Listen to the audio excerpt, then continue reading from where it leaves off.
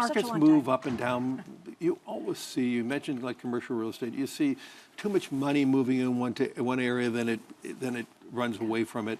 I think that's what markets do. We test the outer boundaries of pricing, and it becomes maybe a level in which that we don't find it's a great outcome for long-term investing, and then money moves to another destination. I think that's a natural movement, so I'm not worried about one area versus another area. The one other thing that I think everybody asks me is, is the market so pricey and yet all this geopolitical issues?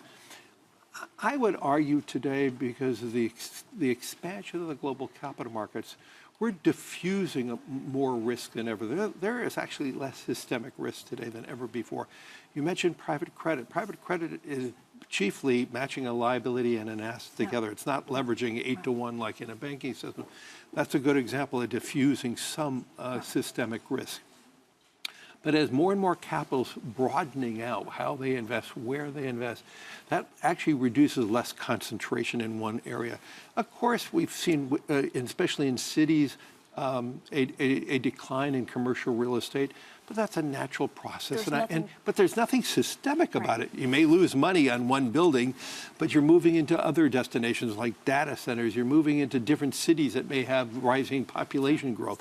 But you can't fight demographics. So there's some cities that are shrinking. Obviously, commercial real estate in those cities are going to be declining with that declining population.